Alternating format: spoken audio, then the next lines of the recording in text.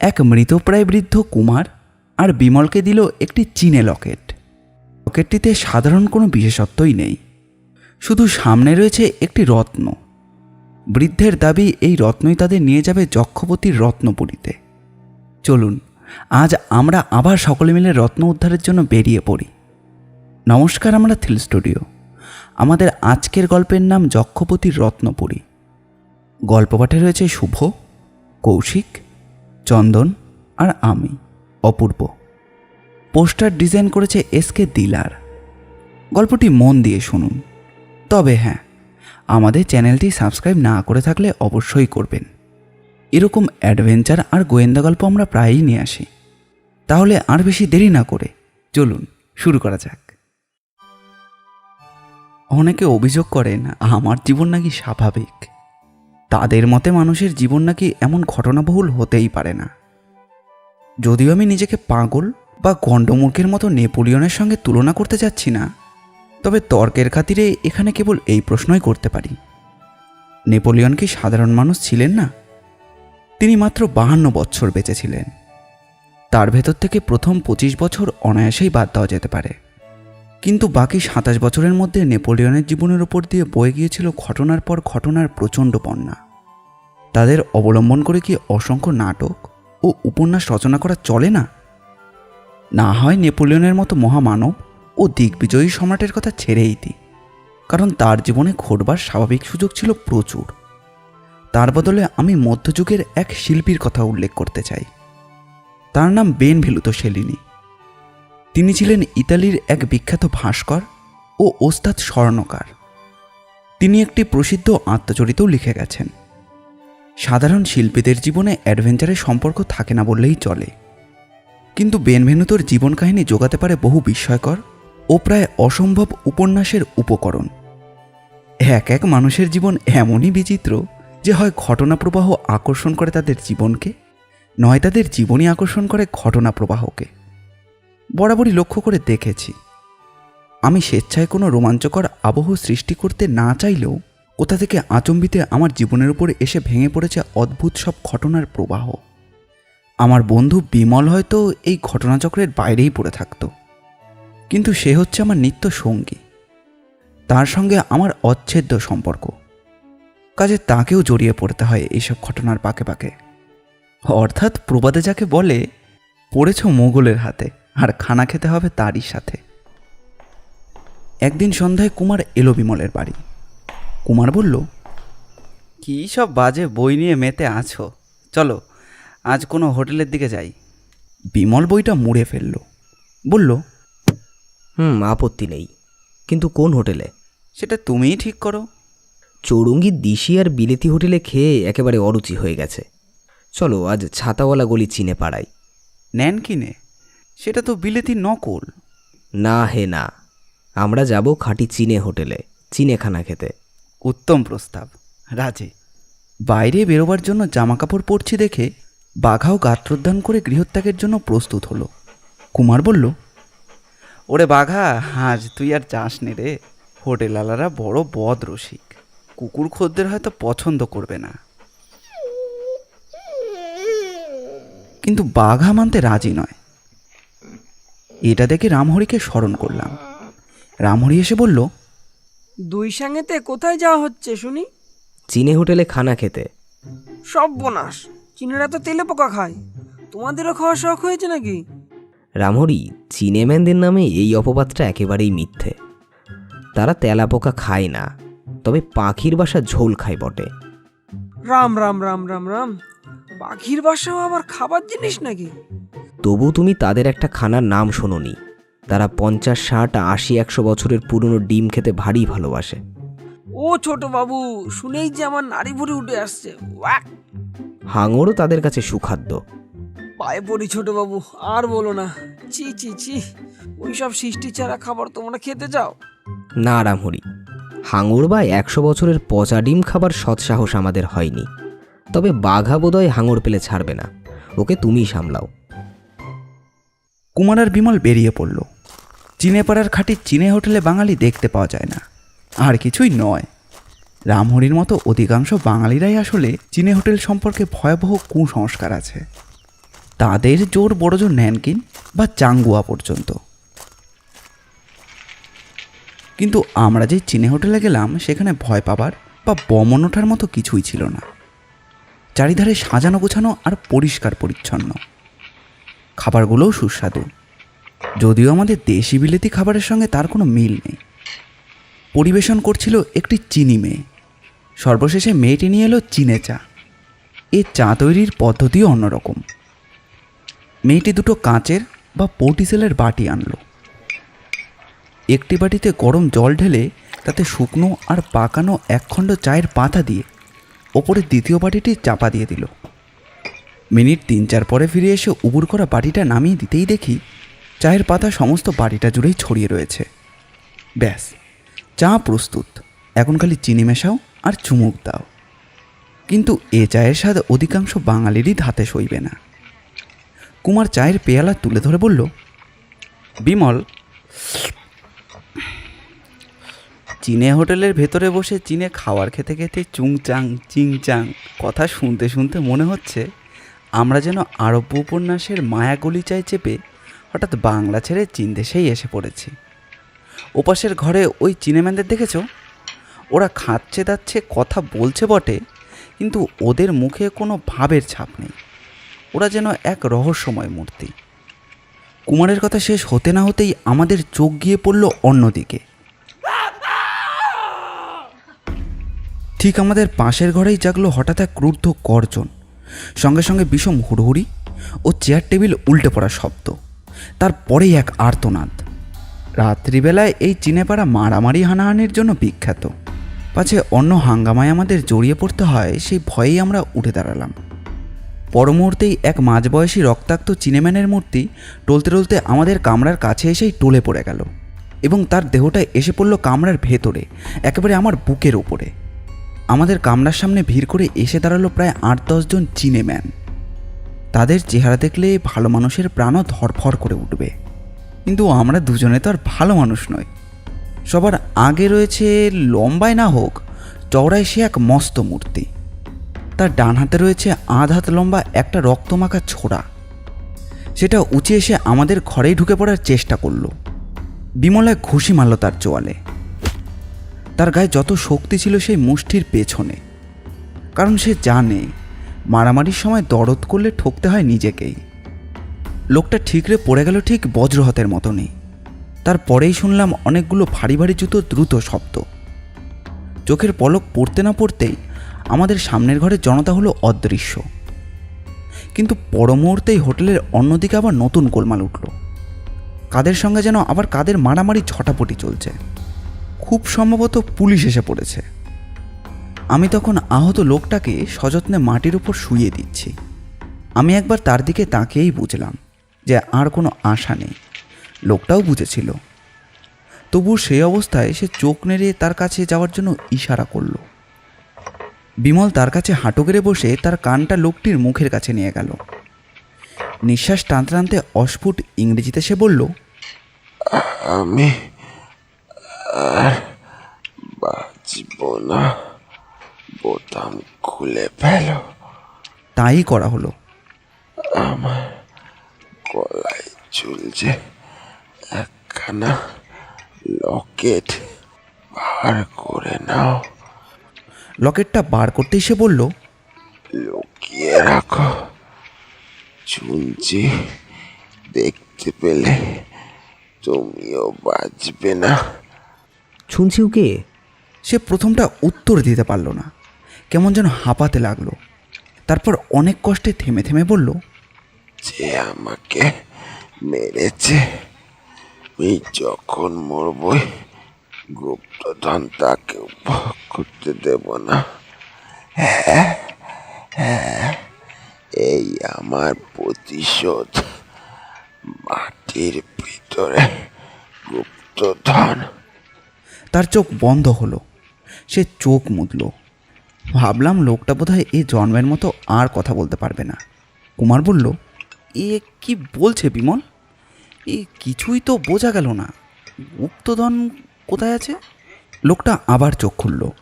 অত্যন্ত ক্ষীণ স্বরে টেনে টেনে বলল, পিন, কি পিন? সেখানে যেও। কি বিল? হঠাৎ তার বাক্য রোধ করে মুখ থেকে বেরিয়ে এলো এক ঝলক রক্ত। সঙ্গে সঙ্গে তার চোখ কপালে উঠে স্থির হয়ে গেল। বুকে হাত দিয়ে দেখলাম যে তার হৃৎপিণ্ড আর নড়ছে না। খুনোখুনি, হানাহানি বা অন্য কোনো রকম রোমাঞ্চের কাণ্ডের কথা আমরা এ পর্যন্ত ভাবিও নি। কিন্তু এবার কাণ্ডখানা দেখো, এখানেও ছোড়াছুড়ি, প্রাণ নিয়ে টানাটানি, আবার গুপ্তধন, আর আবার দুর্বোধ্য হেয়ালি, কিপিন। আবার বুঝি আমার চিরচঞ্চল দুষ্টগ্রহটি সজাগ হয়ে উঠেছেন, কলুর বলদের মতন আমাদের নাকে দড়ি দিয়ে খুঁড়িয়ে মারবার জন্য। কুমার ব্যস্তভাবে বলল, চটপট সরে পড়ি চলো ভায়া, নইলে পুলিশের হাঙ্গামায় আবার জড়িয়ে পড়তে হবে। হোটেলের একদিক থেকে তখনও আসছিল প্রচণ্ড ছুটোছুটি আর হুড়োহুড়ি শব্দ আর গুলির আওয়াজ। নিশ্চয়ই গুন্ডাদের সঙ্গে এখন চলছে পুলিশের দাঙ্গা। এই ফাঁকে আমরা সরে পড়লাম। সদর দরজার কাছেও পুলিশের লোক ছিল। বোধহয় আমাদের বাঙালি দেখেই আর বাধা দিল না। একেবারে সিধে বাড়িতে এসে উঠলাম। হতভাগা রামহরি বুড়ো হয়েছে, তবুও তার চোখের জেল্লা কি কম। আমাদের দেখেই বলল, কার সঙ্গে মারামারি করে আসা হলো শুনি? কে বললে যে আমরা মারামারি করেছি? থামো খোকাবাবু, মিছে কথা বলে আর পাপ বাড়িও না। নিজেদের জামা কাপড়ের দিকে একবার চেয়ে দেখো দেখি। ও আবার কি, কুমারের জামায় যে রক্তের দাগ? কুমার হেসে বলল, ধন্য তুমি রামহরি, পাহাড়াওয়ালাদের চোখে ফাঁকি দিয়ে এলাম কিন্তু। কি সর্বনাশ, এর মধ্যে এবার পাহাড়ওয়ালাও আছে? এই বুঝি তোমাদের খেতে যাওয়া? এমন সব খুনে ডাকাত নিয়ে আর যে পারা যায় না। আর যে ভাজা ভাজা হয়ে গেল। জামা টামা খুলে ফেলো, দেখি কোথায় লাগলো। বাঘাও ঘরের কোণে বসে আমাদের লক্ষ্য করছিল। রামহরির কথাবার্তা শুনে ও হাবভাব দেখে ওরও মনে কেমন যেন সন্দেহ জাগলো। তাড়াতাড়ি এগিয়ে এসে আমাদের কাপড় জামা শুকতে শুরু করে দিল। আমরা কোনো রকমে মানুষ রামহরি আর পশু বাঘার কবল ছাড়িয়ে জামা কাপড় বদলে বাইরে গিয়ে বসলাম। কুমার বলল, এইবার ধুকধুকিখানা বের করো দেখি। কুমারের মুখ থেকে কথা বেরোতে না বেরোতেই হোটেলে সেই হতভাগ্য চিনেম্যানের দেওয়া লকেটখানা বিমল বের করে ফেলল। সেখানাকে ভালো করে পরীক্ষা করবার জন্য আমার মনের কৌতূহল রীতিমতো অশান্ত হয়ে উঠেছিল। সাধারণত ধুকধুকি বা লকেটের আকার যেরকম হয়, এটা তার থেকে যেন একটু বড়। রূপোয় তৈরি এই ধুকধুকের কারুকার্য দেখলে বুঝতে বিলম্ব হয় না যে এই হচ্ছে বিখ্যাত হুনুরির চীনে কারিগরের কীর্তি। কারিকুরির মধ্যে মাঝখানে একটা মূর্তি আঁকা রয়েছে। মূর্তিটি এতই ছোট যে ভালো করে দেখবার জন্য অনুবীক্ষণের সাহায্য নিতে হলো। পাকা শিল্পী এতটুকু জায়গার মধ্যে অতি সূক্ষ্ম রেখায় যে কীভাবে এরকম মূর্তি এঁকে ফুটিয়ে তুলেছে, সেটা দেখলে যেন অবাক হতে হয়। মস্ত ভুড়িয়ালা মোটাসোটা এক চেহারা, দুই চোখ দিয়ে যেন বেরোচ্ছে ঈশ্বরের বা ক্ষমতার দর্প। মুখের ফাঁক দিয়ে আত্মপ্রকাশ করেছে বড় বড় 8টা দাঁত এবং পা রয়েছে 3খানা। বিমল বলল, কুমার, এ হচ্ছে খেয়ালি শিল্পীর উদ্ভট কল্পনা। এর মধ্যে কিছু বস্তু নেই। এইবার ধুকধুকির ভেতরটা দেখা যাক। আঙুলে চাপ দিতেই ধুকধুকে ডালাটা খুলে গেল। ভেতরে রয়েছে একটা ভাঁজ করা পুরো কাগজ, প্রায় কাঠ বললেও চলে। কাগজটা হাতে নিয়ে মাথামুন্ডু কিছুই বুঝতে পারলাম না। যদিও তার উপর কোনো লেখা নেই, তবুও একটা নতুনত্ব আছে বটে। চামড়ার বা ধাতুর চাদরের ওপর যেরকম নকশা এমবস করা থাকে, এর ওপরেও রয়েছে তেমনই উঁচু করে কতকগুলো ডট বা বিন্দু। কোথাও একটা, কোথাও দুটো, কোথাও 4টে বা কোথাও আরও বেশি বিন্দু। কুমার বিস্মিত স্বরে বলল, ও বিমল, এ আবার কীরকম ধাঁধা হে? চীনা ধাঁধা হওয়াই সম্ভব, বাঙালির মাথায় ঢুকবে না। ধুকধুকির ভেতর থেকে আর কিছুই আবিষ্কার করা গেল না, কিন্তু ওই বিন্দুগুলোর মধ্যে নিশ্চয়ই কোনো অর্থ আছে। না হলে এত যত্নে এই কাগজখানা ধুকধুকির ভেতর কেউ পুড়ে রেখে দিত না। সেই চিনেম্যানটা মরবার আগে যে 2-3টে কথা বলে গিয়েছিল, তার দ্বারা বেশ বোঝা যায় যে ছুচিন নামে কোনো এক দুরাত্মা তাকে আক্রমণ করেছিল, আর আক্রমণটা করেছিল এই ধুকধুকিরই লোভে। সে এমন ইঙ্গিতও দিয়ে গেছে যে কিপিন নামে এক স্থানে গেলে সেখানে গুপ্তধন পাওয়া যাবে, আর তার রহস্য এই ধুকধুকির মধ্যেই লুকোনো রয়েছে। 1 ঘন্টা গেল, 2 ঘন্টা গেল, বিন্দুগুলো নিয়ে আমরা অনেক নাড়াচাড়া করলাম, কিন্তু শেষ পর্যন্ত আমাদের সব চেষ্টাই ব্যর্থ হলো। শেষটায় সব চেষ্টা ছেড়ে দিয়ে বিমল বলল, চুলোই যাক ধুকধুকির রহস্য। তার চেয়ে কিপিন কথাটা নিয়ে আলোচনা করি, এসো। কিপিন হয়তো চীনে মল্লুকের কোনো একটা জায়গা। অসম্ভব।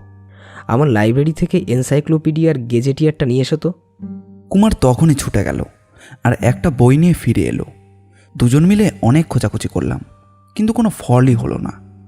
কোথাও কিপিন নামে কোনো দেশের কথাই লেখা নেই। কুমার বলল, মরবার সঙ্গে সেই চীনে বুড়ো আমাদের সঙ্গে প্র্যাকটিক্যাল যোগ করে গেছে বলে তো বিশ্বাস হয় না। কিনপিন বলে কোনো জায়গা নিশ্চয়ই আছে। থাকতে পারে, কিন্তু হয়তো সেটা তুচ্ছ গণ্ডগ্রাম, বাইরের কেউ সে কথা জানে না। সেই দিন এই পর্যন্তই। বিমল বাড়ি ফিরে গেল, আমিও খেয়ে দিয়ে শুয়ে পড়লাম। ঘুমের ঘোর এসে মুছে দিল কিপিন, ঝুকঝুকি আর গুপ্তধনের রহস্য। পরদিন সকালবেলা কুমার আর বিমল বসে চা পান করছে। বাঘাও এসে টেবিলের তলায় আশ্রয় নিয়েছে প্রভাতী দুধের বাটির লোভে। এমন সময় কমলকে নিয়ে এলেন বিমলবাবু। যারা আমাকে চেনেন, এই দুজনের সঙ্গেও তাদের নিশ্চয়ই পরিচয় আছে। বিমল ধুকধুকিখানা পরীক্ষা করতে করতে টেবিলের উপর রেখে দিল। বিনয়বাবু সেটা দেখতে পেয়েই বলে উঠলেন, ওটা কি হে বিমল? সঙ্গে সঙ্গে আমার মনে পড়ল বিনয়বাবুর অসাধারণ পাণ্ডিত্যের কথা। সারা জীবন ধরে তিনি জ্ঞান সমুদ্রের ডুবুরির কাজ করে আসছেন। আজ তার 50 বছর পার হয়েছে, তবুও বিদ্যাচর্চা ছাড়া তার আর কোনো আনন্দই নেই। তিনি হচ্ছেন এক আশ্চর্য বৃদ্ধ ছাত্র। এই বিশ্ব তার কাছে বিদ্যালয়ের মতন। দর্শন, বিজ্ঞান, সাহিত্য, রসায়ন, ইতিহাস, প্রত্নতত্ত্ব, যে কোনো বিষয়ে যখনই তাকে প্রশ্ন করেছি কোনো সঠিক উত্তরের অভাব হয়নি। বিমল তার নাম রেখেছে জীবন্ত অভিধান।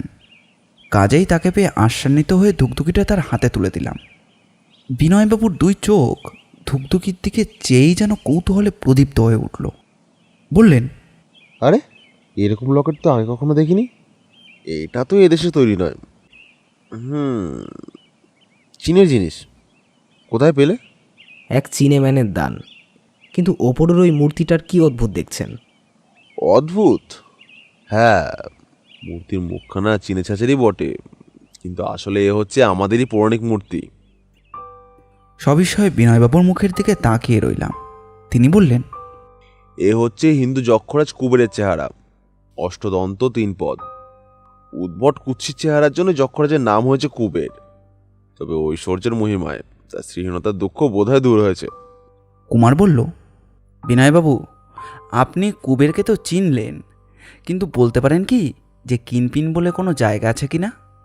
বিনয়বাবু ভুরুকুঞ্চিত করে বললেন, নামটা শুনেছি বোধহয়। বুড়ো হয়েছি, ফস করে সব কথা স্মরণ হয় না। বসো ভাইয়া, মনে করবার জন্য একটু সময় দাও। আগ্রহ ভরে অপেক্ষা করতে লাগলাম।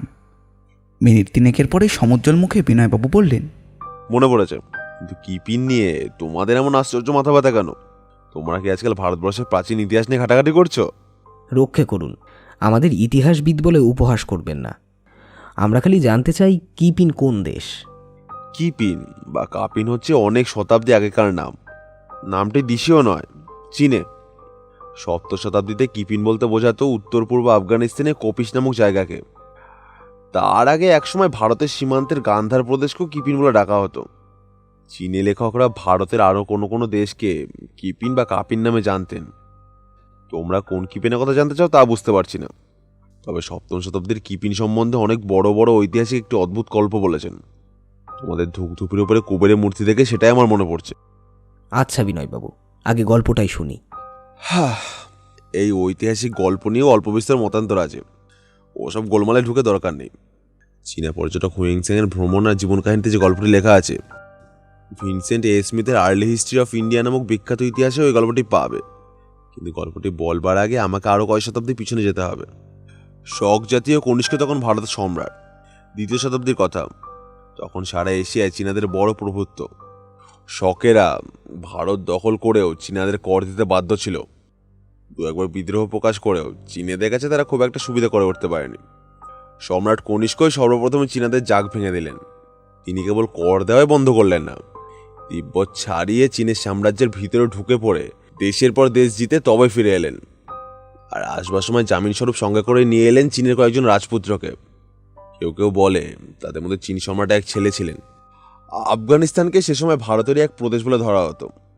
চীন রাজপুত্ররা শীতের সময় পাঞ্জাবে থাকতেন আর গরমের সময় থাকতেন আফগানিস্তানে। শালোকা নামে বৌদ্ধ হীনজন সম্প্রদায় এক মঠে। এই মঠটি ছিল কপিস পাহাড়ে এক ঠান্ডা উপত্যকায়। এই কথা বোধহয় না বললেও চলবে যে তখন পৃথিবীতে মুসলমান ধর্মের সৃষ্টি হয়নি। আফগানিস্তানে তখন বাস করত হিন্দু আর বৌদ্ধরাই। আজও আফগানিস্তানের চারিদিকে তখন বৌদ্ধ মঠের বহু ধ্বংসাবশেষ পাওয়া যায়। কিছুকাল পরে চীন রাজপুত্রদের দেশে ফিরে যেতে দেওয়া হলো। যাবার সময় তারা শালোকা বা কপিস মঠকে দান করে গেলেন বিপুল বৃত্ত, তাল তাল সোনা, কারিগরি মণিমুক্তা। সেকালের সেই ঐশ্বর্যের পরিমাপ একালে হয়তো হবে কোটি কোটি টাকা। চীনা রাজপুত্ররা কেবল টাকা দিয়েই গেলেন না, ভারতকে শিখিয়ে গেলেন নাশপাতি ও পিচফল খেতেও। তারা আসবার আগে এই অঞ্চলে অতিথি ফলের ফসল হতো না। এবার হুয়েনসাংয়ের কথা। তিনি ভারতে বেড়াতে এসেছিলেন 7ম শতাব্দীতে। শালোকা কপিস মঠে 360 খ্রিস্টাব্দে গিয়ে বর্ষাকালটা কাটিয়ে দিয়েছিলেন। অতদিন পরে মঠের বৌদ্ধ সন্ন্যাসীরা 2য় শতাব্দী সেই রাজপুত্রদের অসাধারণ দানের কথা নিয়ে হুয়েনসাংয়ের কাছে কৃতজ্ঞতা প্রকাশ করতে ভোলেনি। সন্ন্যাসীরা আরেকটি বিষয় নিয়ে হুয়েনসাংয়ের কাছে ধর্ণা দিলেন। সন্ন্যাসীরা বললেন, কপিস মঠে যক্ষরাজ কুবেরের প্রকাণ্ড এক পাথর মূর্তি আছে এবং তারই পায়ের তলায় পোতা আছে চীনা রাজপুত্রদের দেওয়া অগাধ ঐশ্বর্য। সে ঐশ্বর্য উদ্ধার করবার জন্য হুয়েনসাংকে অনুরোধ করা হলো।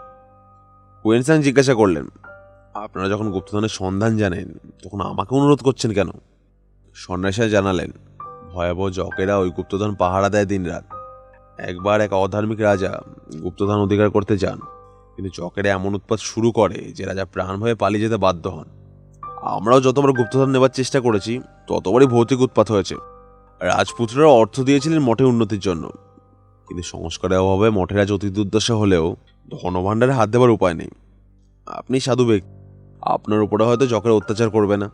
হুয়েনসাং রাজি হয়ে ধূপধুনো জেলে উপাসনা করে যক্ষেদের উদ্দেশ্য করে বললেন, হে যক্ষ, হে গুপ্তধনের রক্ষক, আমার উপরে প্রসন্ন হও। আমি মন্দির মঠের মেরামতির জন্য যে অর্থের দরকার কেবল তাই নিয়ে বাকি সব ঐশ্বর্য যথাস্থানে রেখে দেব। যকেরা হুয়েনসাংকে বাধা দিল না। গুপ্তধনের অধিকাংশ হয়তো এখনো মাটির তলায় লুকানো আছে। আমার গল্প ফুরলো। কিন্তু আমাদের গল্প এইবার শুরু হবে। তার মানে? পরে সব বলছি। আপনার ওই ঐতিহাসিক গল্পটা অত্যন্ত চিত্তাকর্ষক। অন্ধকারের মধ্যে একটু একটু করে আলো দেখতে পেয়েছি বটে, কিন্তু সেইটুকুই যথেষ্ট নয়।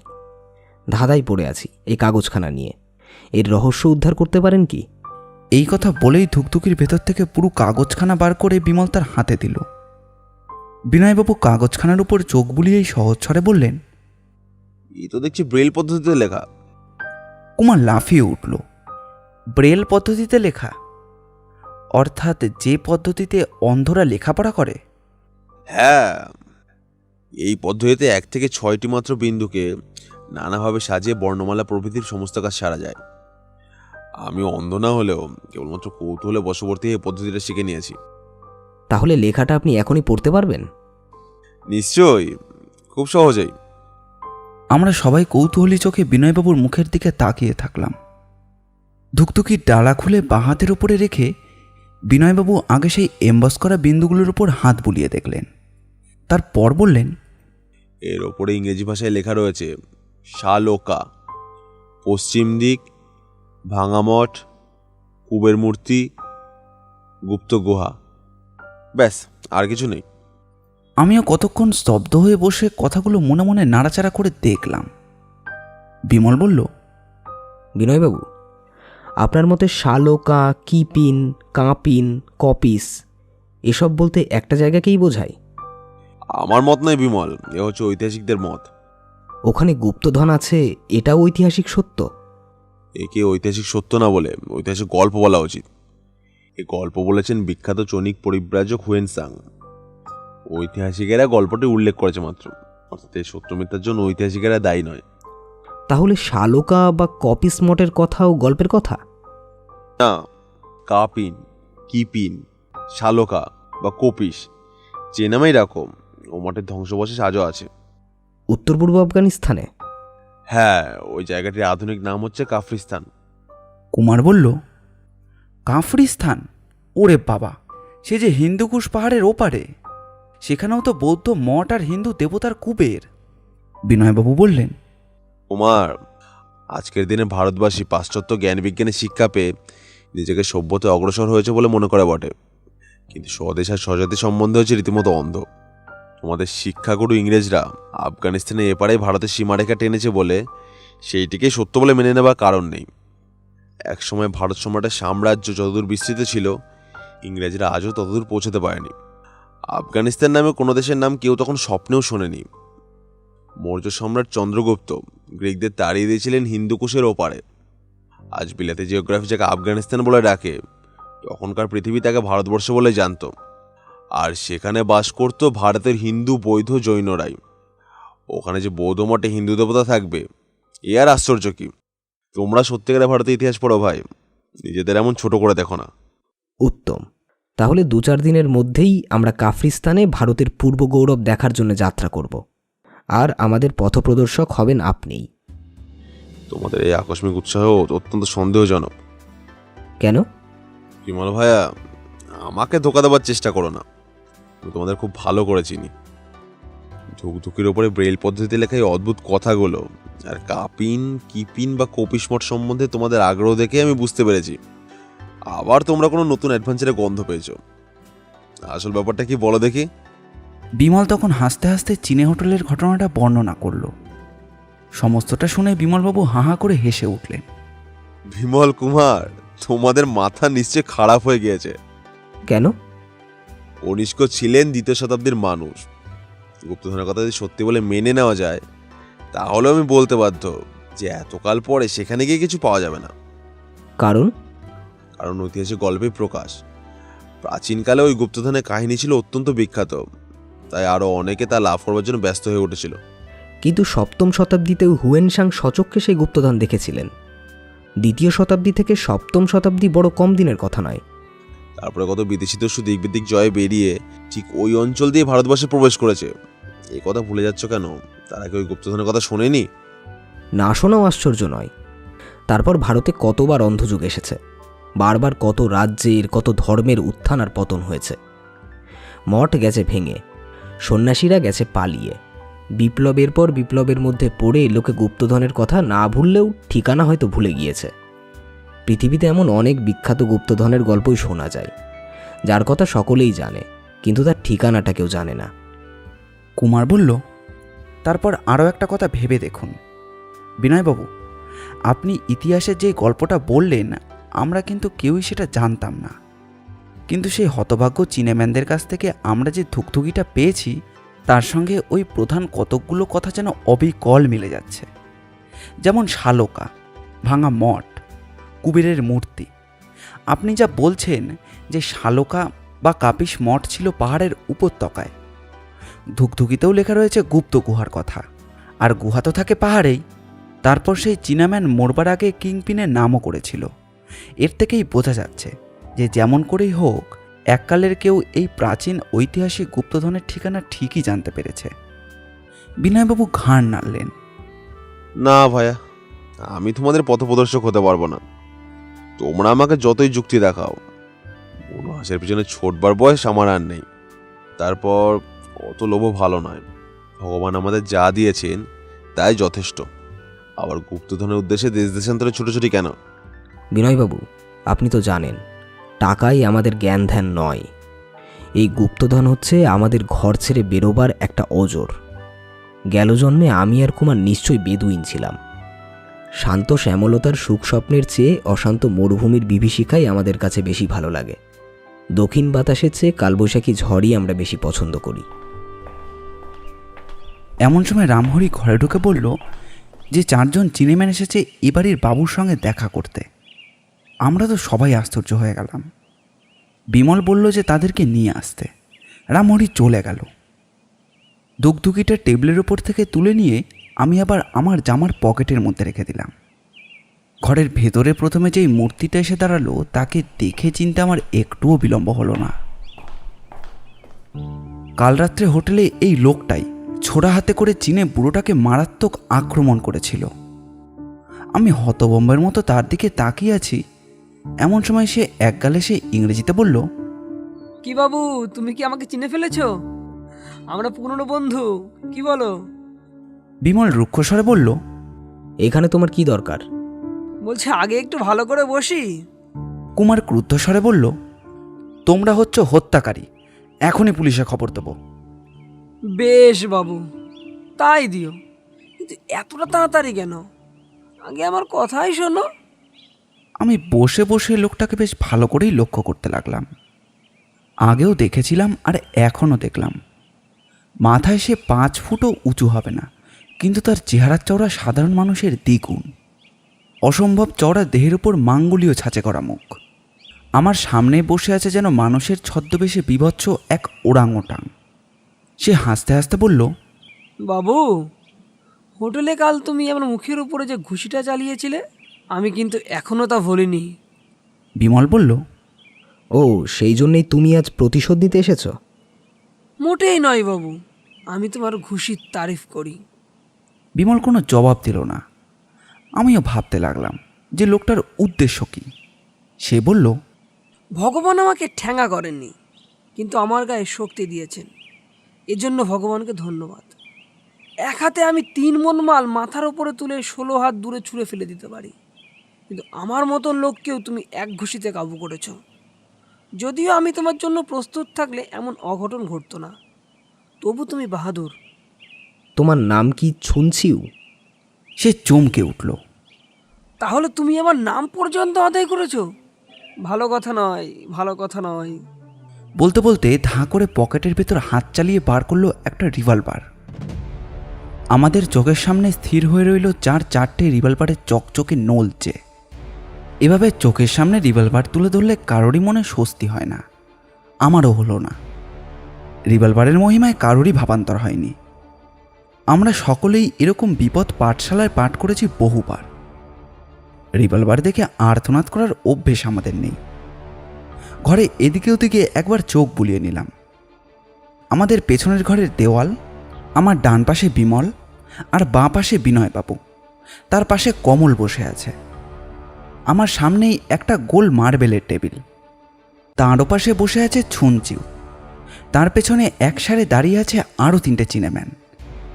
তাদের পেছনেই এ ঘর থেকে বেরোবার একমাত্র দরজা। পেছনে হটবার উপায় নেই, চীনেদের এড়িয়ে দরজায় যাওয়াও অসম্ভব।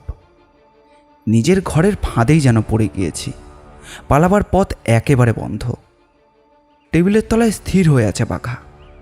অন্য কোনো কুকুর হলে এতক্ষণ গর্জন করে নিশ্চয়ই তেড়ে যেত, কিন্তু রিভলভারের সামনে গর্জন করলে বা তেড়ে গেলে যে মহাবিপদের সম্ভাবনা, এটা বুঝতে তার খুব একটা দেরি হলো না। সে এমনই শিক্ষিত কুকুর। ছুনছিও হাসতে হাসতে বলল, বুঝতে পারছো তো, এবারই মালিক হচ্ছে এখন আমি। হতবাগা বাঁদুরের মুখে হাসি দেখে যেন আমার গা চলে গেল।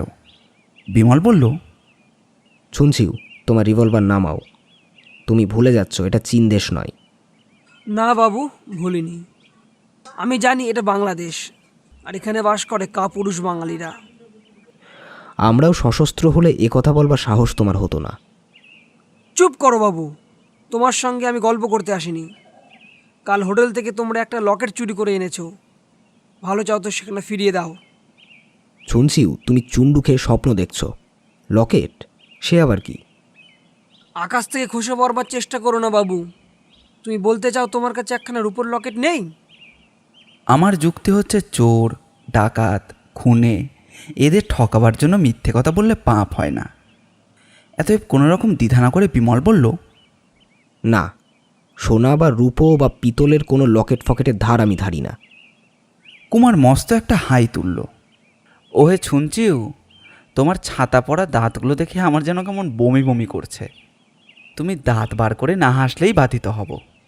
বিনয়বাবু টেবিলের ওপর থেকে বইখানা তুলে নিয়ে খুব মনোযোগের সঙ্গে পড়তে শুরু করে দিলেন। তুমি একটা লক্ষ্ণৌ ঠুংরি শুনবে? বাঘা যেন নাচারের মতো লম্বা হয়ে শুয়ে পড়ে সামনের দিকে 2 থাবা বাড়িয়ে দিয়ে নিজের মুখ স্থাপন করল। তার দৃষ্টি রইল চীনাম্যানদেরই দিকে। ওহে বাবু, আমার সঙ্গে রসিকতা করা নিরাপদ নয়। মানুষ খুন করতে আমি খুব ভালোবাসি। চোখে দেখবার আগে আমি মানুষ খুন করে বসি।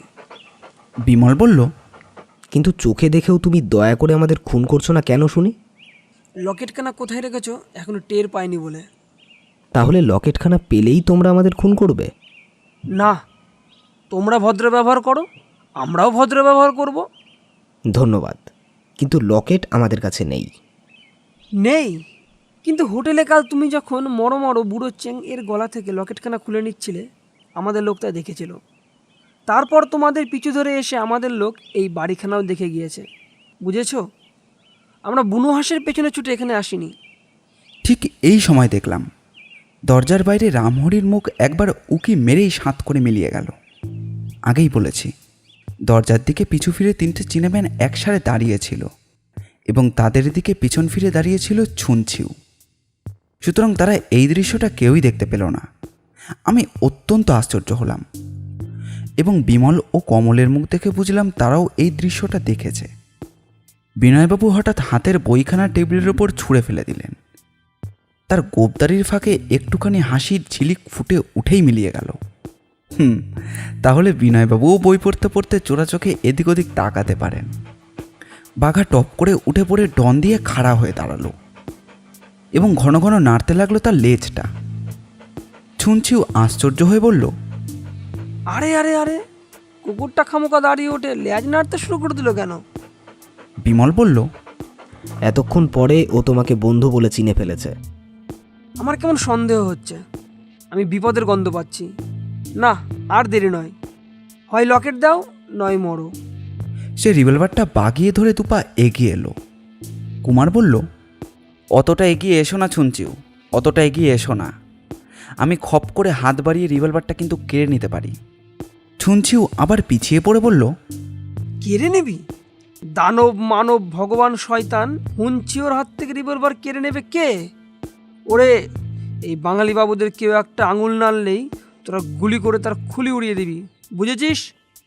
তারা 4 জনে আমাদের এক একজনের ওপর লক্ষ্য স্থির রেখে রিভলভার তুলে ধরল। এইবারে সত্যি সত্যিই ছিনচুয়ের 2 চোখে ফুটে উঠল হত্যাকারীর জ্বলন্ত দৃষ্টি। দাঁত মুখ খিচিয়ে সে বলল, এই আমি 3 গুনছি, এর মধ্যে লকেট না দিলে আর তোদের রক্ষে নেই। 1 2।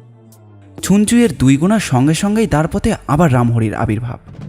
পা টিপে টিপে সে ঘরের ভেতরে এসে দাঁড়ালো। একগাছা লম্বা আর মোটা দড়ির 2 মুখ ধরে স্কিপিংয়ের মতো দড়িটাকে শূন্যে তুলেই সে একসঙ্গে 3টে চিনেমূর্তির মাথার ওপর দিয়ে ফেলে খুব জোরে মারল এক প্রচণ্ড হ্যাচকা টান। বয়সে রামহরি 52 বছর পার হলেও এখনও সে শক্তিহীন হয়ে পড়েনি। পরমুহূর্তেই 3 জন চিনেমূর্তি একসঙ্গে ঠিকরে পপার ধরণী তলে। বিনয়বাবুর সঙ্গে কুমার আর কমলও সেই একই মুহূর্তে লাফ দিয়ে পড়ল তাদের উপর। এদিকে শব্দ শুনে ছুনচিও যেই পিছনে মুখ ফিরে তাকিয়েছে, অমনি বাঘা তরাক করে লাফ মেরে তার রিভলভার শুদ্ধ ডান হাতের কবজিতে এক কামড় মেরে ঝুলে পড়ল। বিমল মারল সামনের টেবিলটার উপর একটা লাথি, নক আউট ব্লো। হঠাৎ গোড়া কাটা গাছের মতো ছুনচিও শটান লম্বা হয়ে শুয়ে পড়ল মেঝের মধ্যে। সমস্ত ব্যাপারগুলো বলতে এতগুলো লাইনের প্রয়োজন হয় বটে, কিন্তু এগুলো ঘটতে 1 সেকেন্ডেরও বেশি সময় লাগেনি। হাতে মুষ্টিযুদ্ধের 10 দানা পড়ে ঠিক জায়গায় ঘুষি মারতে পারলে প্রতিপক্ষ অজ্ঞান হয়ে পড়বেই পড়বে, কিন্তু 10 দানাহীন হাতে চোয়ালের যথাস্থানে ঘুষি মারলেও প্রায় দেখা যায় যে চোয়াল ভেঙে রক্তাক্ত হয়ে গেলেও এবং কাবু হয়ে পড়লেও প্রতিপক্ষ ঠিক জ্ঞান হারায়নি। ছুঞ্চিও জ্ঞান হারালো না। মাটিতে পড়ে সে আবার উঠবার উপক্রম করছে।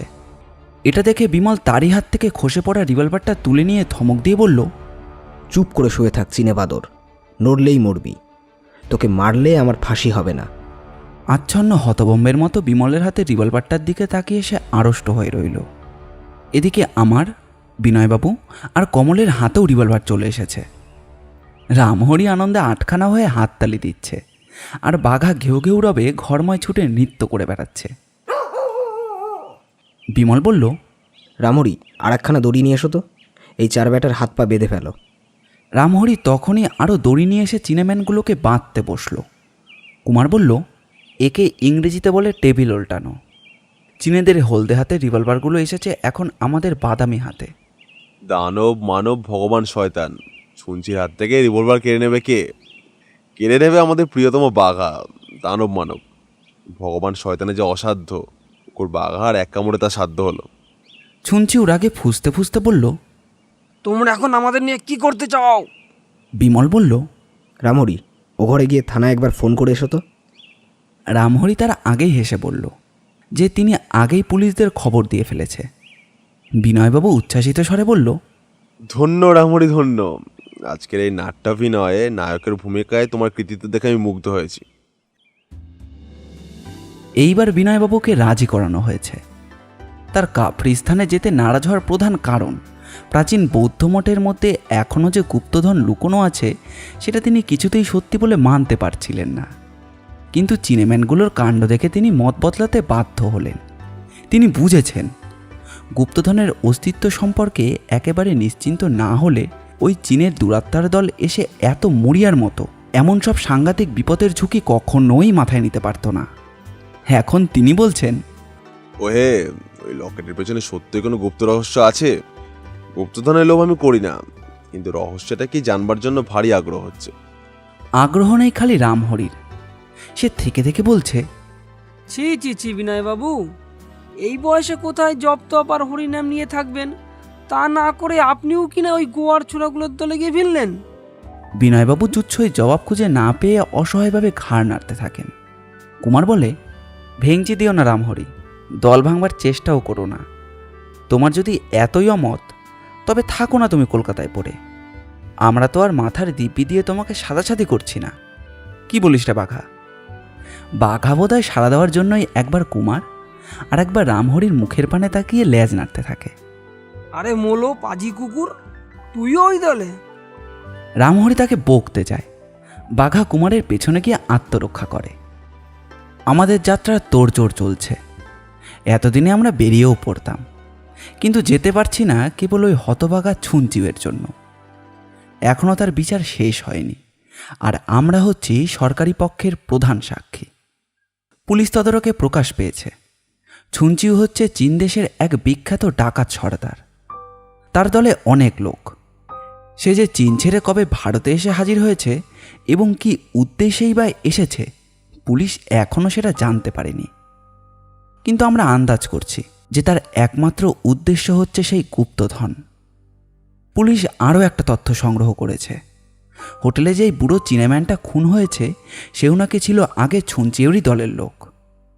বোধহয় লকেটটা কোনো রকমে হাতিয়ে এসে দল থেকে সরে পড়ে তারপর ভারতে আসে। তাকে অনুসরণ করে এখানে এসেছে ছুঞ্চিউ আর তার দলবল। আমরা স্থির করেছি ছুঞ্চিউ যদি প্রকাশ না করে তাহলে আমরাও আদালতে লকেটের কথাটা জাহির করব না। এখনো পর্যন্ত ছুঞ্চিউ হাটে হাঁড়ি ভাঙেনি, কেবল এটুকুই বলেছে যে ওই লকেটখানা এত পবিত্র সে মনে করে যে ওর জন্য 100টা নরহত্যা করতেও তার কোনো আপত্তি নেই। তার এই লুকোচুরির মানে বোঝা যায়। ফাঁসির কাঠে ছায়ায় দাঁড়িয়েও সে আজ পর্যন্ত লকেটের আশাটা ছাড়তে পারেনি। তার বিশ্বাস যে লকেটের রেখা ও তার মর্ম এখনও কারোর কাছে ধরা পড়েনি। বিচার যেভাবে চলছে তাতে বেশ বোঝা যায় যে ছুঞ্চিউয়ের প্রাণদণ্ডই হবে। এদিকে আমাদের থাকতে হয়েছে অতি সাবধানে। আমরা অনুমান করতে পেরেছি যে ছুঞ্চিউ হাজতে বাস করছে বটে, কিন্তু তাদের দলের লোকেরা আমাদের ওপর তীক্ষ্ণ দৃষ্টি রাখতে ভোলেনি। কেননা আমাদের এপাড়ায় চিনেম্যানদের আনাগোনা হঠাৎ বেড়ে গিয়েছে। কেউ খেলনা, কেউ চেয়ার, আবার কেউ কাপড়ের বস্তা বেচতে এসে আমাদের বাড়ির করা প্রায় নেড়ে থাকে। কিছু কিনবো না বললেও সহজে নড়তে চায় না। একবার এক চিনেম্যানকে তাড়ানোর জন্য বাঘাকে লেলিয়েও দিতে হয়েছিল। এসব শুনে পুলিশ আমাদের দরজায় একজন পাহারাওয়ালা রাখবার ব্যবস্থা করেছে। হঠাৎ বিনয়বাবু একদিন অদ্ভুত সংবাদ নিয়ে এলো। বিমলের সাথে আমিও ছিলাম।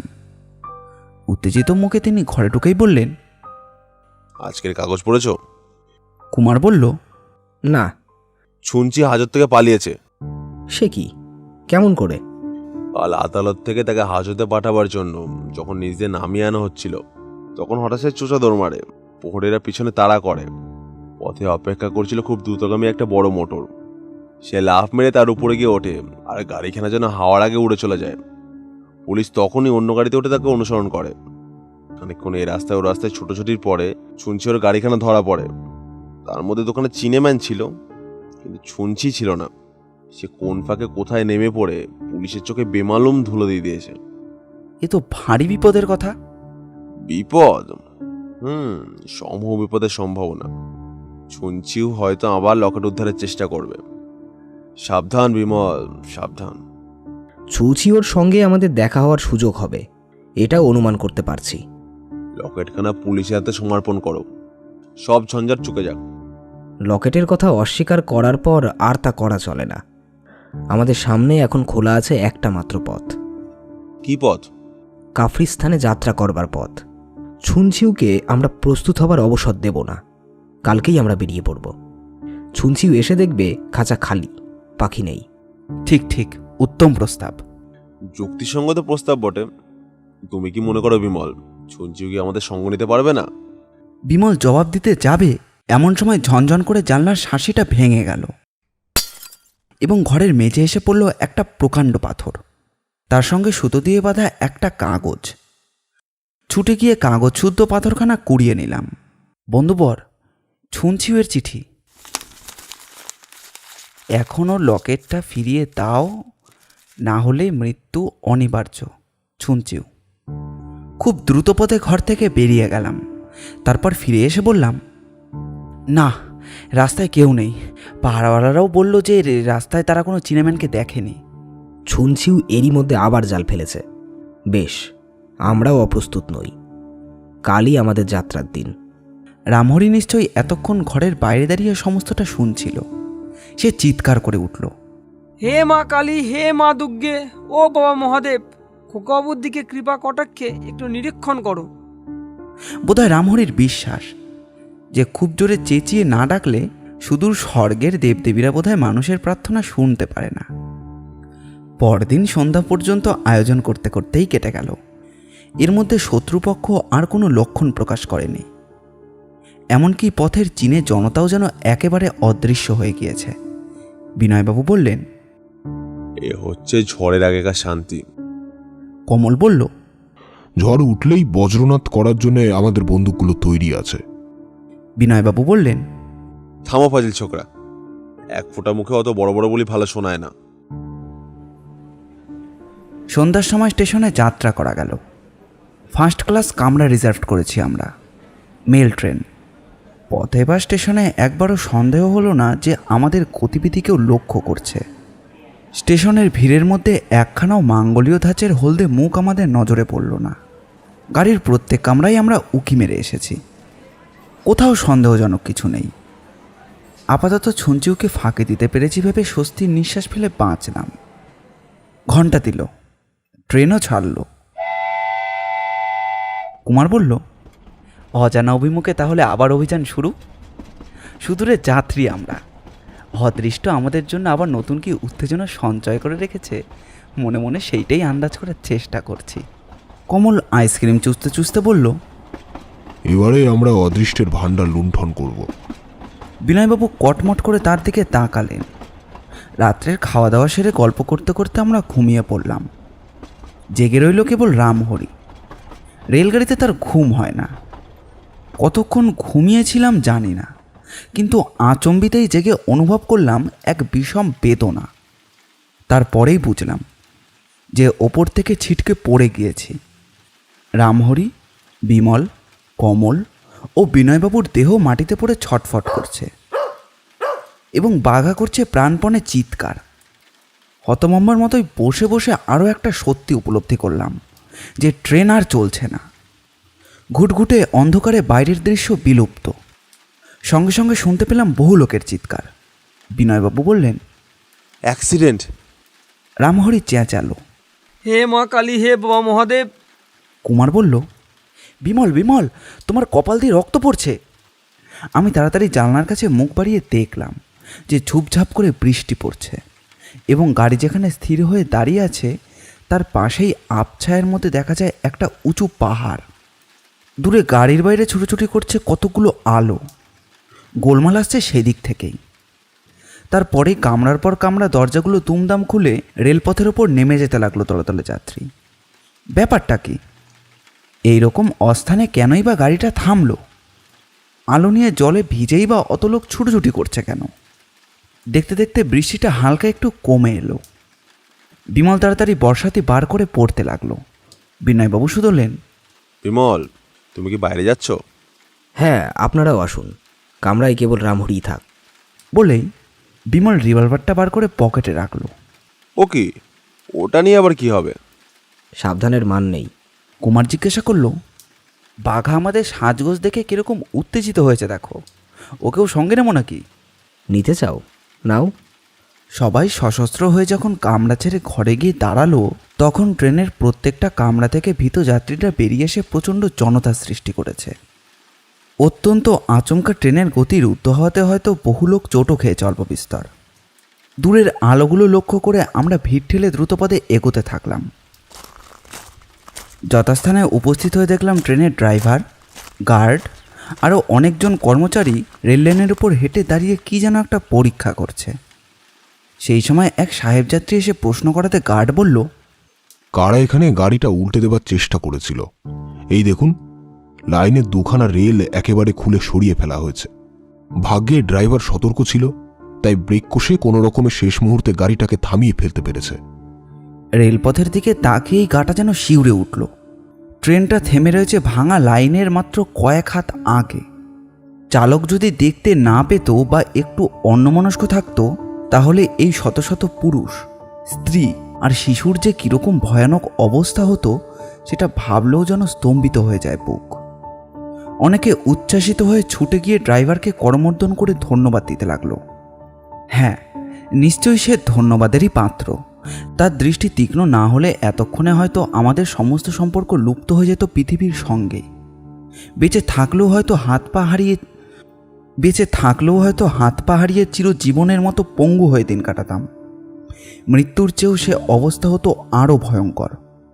বিমল বলল, এর মধ্যে ছুঞ্চিওর হাত নেই তো? গোলমালে ছিনচুয়ের কথা প্রায় ভুলেই গিয়েছিলাম। বিমলের মুখে নামটা শোনার সঙ্গে সঙ্গেই যেন আমার মনটা চমকে উঠল। বিনয়বাবু ঘাড় নেড়ে বললেন, না না না না, অসম্ভব। কুমার বলল, অসম্ভব কেন? সে যে আমাদের ভোলেনি, গতকালই তো তার প্রমাণ পেয়েছি। কে বলতে পারে যে আমাদের গতিবিধির ওপর সে তীক্ষ্ণ দৃষ্টি রাখেনি? হয়তো কাল যখন আমরা গাড়ি রিজার্ভ করে স্টেশনে এসেছিলাম, তখন তার চর আমাদের পেছনে পেছনে ছিল। টিকিট ঘর থেকে আমাদের গন্তব্যস্থলের খোঁজ নেওয়া কিছুমাত্রই অসম্ভব নয়। হয়তো ছুঞ্চিও ভেবেছিল যে ট্রেন দুর্ঘটনায় গাড়িশুদ্ধ লোক যখন আহত বা নিহত হবে, চারিদিকে যখন ভীষণ বিশৃঙ্খলার উপস্থিত হবে, তখন সে দলবলে আবার রকেটটা উদ্ধার করবে। বিনয়বাবু বললেন, তোমার আজগুবি কল্পনাকে সংযত করো। শুনছি ওর এতখানি বুকের পাটা কিছুতেই হতে পারে না। কেন হতে পারে না? ছুঞ্চিও যে কত বড় গোয়ার একবার ভেবে দেখুন তো। কলকাতার জনতায় ভরা হোটেলে মানুষ খুন করতে যার হাত কাঁপে না, কলকাতার মতন শহরে দিনের বেলায় যে আমাদের বাড়িতে আক্রমণ করতে পিছুপা হয় না, কলকাতা পুলিশ আর কোর্ট থেকে সতর্ক পাহারা এড়িয়ে যে লম্বা দিয়েছে, এমন সব দুঃসাহসের কাহিনী কি আপনি আগে শুনেছেন? অদ্ভুত এই চীনে দস্যু। আমার বিশ্বাস যে সে সব করতে পারে। আমি তখনও ভাবছিলাম যে ঘটনাস্থলে অপরাধী কোনো চিহ্ন রেখে গেছে কিনা। বিজলি মশালের আলো ফেলে রেলপথটা ভালো করে পর্যবেক্ষণ করতে লাগলাম। উঁচু বাঁধের ঢালু গায়ে রয়েছে ঘাসের আগাছার আবরণ। আধা রাত্রিতে তখনও টিপটিপ করে বৃষ্টি বর্ষণ করছিল। বাঁধের তলায় গিয়ে দেখলাম কর্দমাক্ত জমি। অপরাধীরা তাহলে আর নিশ্চয় পাখি হয়ে উড়ে পালায়নি। বাঁধের এপাশে কি ওপাশে তাদের তাহলে কোনো চিহ্নই পাওয়া যাবে না? ভাবতে ভাবতে নিচে নামতে লাগলাম। বাঘাও আমাকে অনুসরণ করলো। এরকম কাজ পেলে সে ভারী খুশি হয়। লেজ নেড়ে বোধহয় সেইটাই আমাকে জানিয়ে দিতে চাইল। বিনয়বাবু চেঁচিয়ে উঠে বললেন, ও কি, ওদিকে কোথায় নামছো? শেষটা সাপের কামড়ে মারা পড়বে। কোনো জবাব দিলাম না। একেবারে সামনের দিকে চেয়ে দেখলাম। ঝিরঝির করে বৃষ্টি পড়ছে, গো গো করে ঝড় ডাকছে। অন্ধকার ফুঁড়ে দূর অরণ্যে কোলাহল ভেসে আসছে। খানিক তফাতে রয়েছে একটা ছোট বন, নিচের দিকে কালিমাখা ঝোপঝাপ, উপর দিকে টলমলো গাছ, যেন কতকগুলো শেকলে বাঁধা দানব যেন মুক্তিলাভের চেষ্টায় ছটফট করছে। কুমার চেঁচিয়ে বলল, এ যে অনেকগুলো পায়ের দাগ, দেখে মনে হচ্ছে লোকগুলো মাঠের দিকেই এগিয়ে গিয়েছে। বাঘা গম্ভীর শব্দে মাটি শুকতে লাগলো। তারপর চাপা গলায় গর্জন করে বোধহয় পলাতক শত্রুদেরই ধমক দিল। বাঁধের ওপর থেকে কৌতূহলী গার্ডও নেমে এসেছে। বলল, বাবু, তোমরা কি করছো? বিমল তখন অঙ্গুলি নির্দেশে মাটির দিকে দৃষ্টি আকর্ষণ করল। গার্ড খানিকক্ষণ নীরবে দাগগুলো পরীক্ষা করে বলল, দেখছি টাটকা পায়ের দাগ। বিমল বলল, হ্যাঁ, এদের বয়স বেশিক্ষণ নয়, সেই জন্যই মনে হচ্ছে দাগগুলো অপরাধীদেরই পায়ের। কারণ এমন দুর্যোগে এতগুলো লোক নিশ্চয়ই এখানে ফুর্তি করে হাওয়া খেতে আসেনি। বাবু, ওই কুকুরটা মাটির উপরে কি শুকতে শুকতে এগিয়ে যাচ্ছে।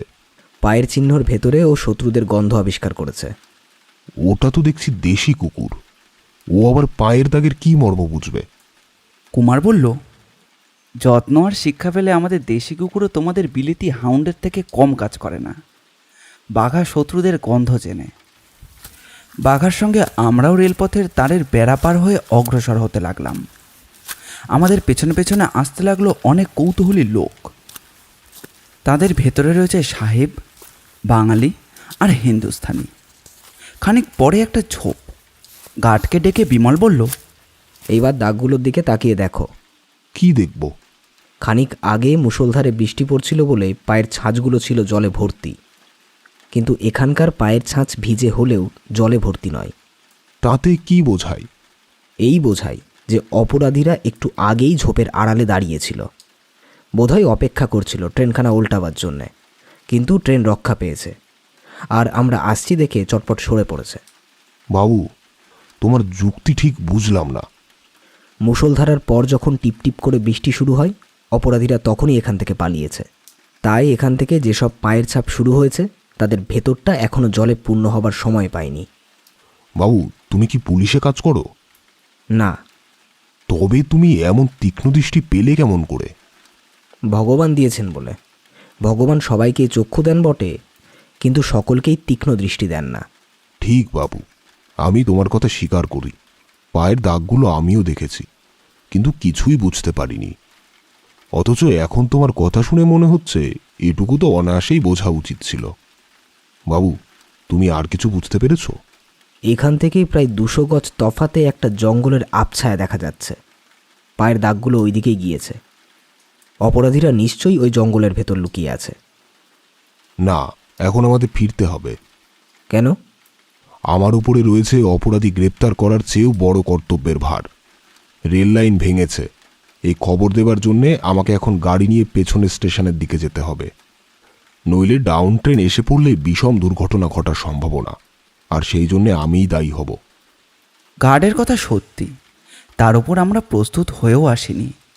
সঙ্গে যে লোকেরা রয়েছে তারা হয়তো এই ঘুটঘুটে অন্ধকারে ওই অজানা জঙ্গলের ভেতরে ঢুকতে সাহস করবে না। আর এত রাতে অপরাধীদের খুঁজতে যাওয়া হয়তো অনেকটা বুনো হাঁসের পেছনে এলোমেলো ছুটোছুটি করার মতন। খুব সম্ভবত আমরা তাদের খুঁজে পাবো না, আর খুঁজে পেলেও ছুঞ্চিউ আর তাদের দলবলকে গ্রেপ্তার করা চারটিখানি কথা নয়। ওরা হয়তো দলে ভারী আর সশস্ত্র। বিনয়বাবু বললেন, ওহে বাপু বিমল, চুপ করে ভাবছো কি? গোয়ার তুমি করবার ইচ্ছা হচ্ছে বুঝি? বিমল বলল, মোটেই নয়। গার্ড সাহেবের পিছু পিছু আমিও পলায়ন করতে চাই। কুমার বলল, যহ পলায়তি সজ্জীবতি। সেকালে কোনো বুদ্ধিমান বাঙালিও বলে গেছেন যে আপনি বাঁচলে তবেই বাপের নাম। আর আমরা হচ্ছি পিতৃভক্ত পুত্র।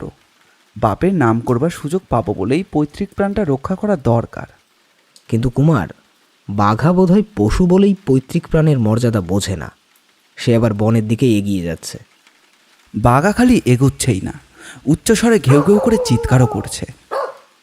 তার ওরকম চিৎকারের অর্থ আমরা বুঝি। এই জবনিকা ভেদ করে বাঘা নিশ্চয়ই কোনো শত্রু আবিষ্কার করে ফেলেছে। বাঘা ফিরতে রাজি নয় দেখে কুমার জোর করে বাঘাকে নিয়ে আসার চেষ্টা করল, কিন্তু বাঘা তবুও মানতে চাইল না। বারবার জঙ্গলের দিকে ফিরে ফিরে দেখে আর কুমারের হাত ছাড়াবার জন্য টানা হেঁচড়া করে।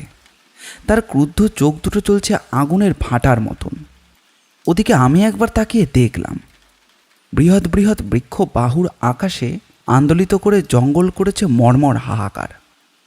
তবে একটা সন্দেহ আমার মনে বরাবরই জাগতে লাগলো, যে ওই অন্ধকার কেল্লার ভেতরে যারা আশ্রয় নিয়েছে আমাদের অস্তিত্ব সম্পর্কে তারা হয়তো একটুও অচেতন নয়। ঝোপঝাড়ের ফাঁকে ফাঁকে নিশ্চয়ই জাগ্রত হয়ে আছে তাদের হিংস্র চক্ষুগুলো। গার্ড বলল, আর দেরি নয়, সবাই ফিরে চলো। হঠাৎ বাঘা জঙ্গলের দিকে চেয়ে যেন একেবারে হন্যে হয়ে চিৎকার করে উঠল। কুমার আর তাকে ধরে রাখতে পারে না। গার্ড আশ্চর্য হয়ে বলল, কুকুরটা হঠাৎ এমন করছে কেন? তার প্রশ্নের উত্তর এলো জঙ্গলের দিক থেকে। আচম্বিতে অন্ধকার রাত্রিকে কাঁপিয়ে গুরুম গুরুম শব্দে দুবার বন্দুক আওয়াজ করল।